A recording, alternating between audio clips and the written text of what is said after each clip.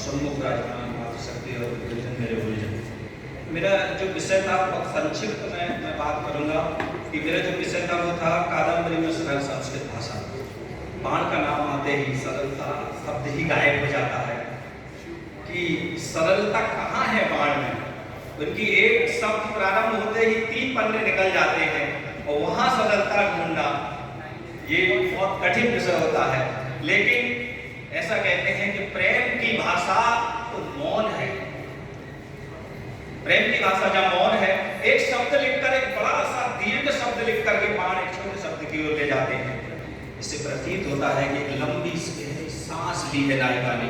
हम चाहे कि बाण का जो कादम्बरी हम पढ़ते हैं तो ये साहित्य में आख्यायिका इसको कहा गया है और ये प्रेम कहानी है, एक उपन्यास है, प्राचीनतम आधुनिक प्रेम का।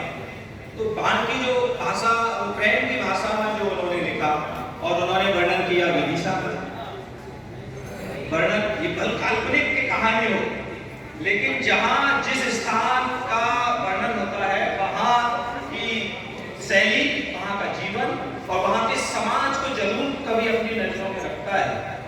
तो वहां कभी कालिदास हो, बाण हो या दूसरे कवियों ने जो विदिशा को लेकर के वर्णन किया, ये प्रेम का जो वर्णन किया, निश्चित रूप से वो यहाँ की एक परिपाटी रही है प्रेम की। और बाद में ये अशोक तक आई। अशोक की जो कहानी थी वो भी इसी से संबंधित थी, एक प्रेम कहानी थी, अशोक के विदिशा ससुराल वाली थी।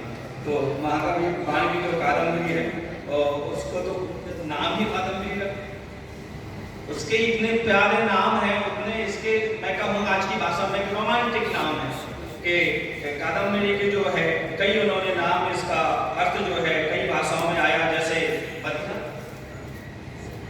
बलभद्र प्रिया, कोकिला, सरस्वती, शारिका, पक्षिणी, एक गंधर्व कन्या, एक नदी।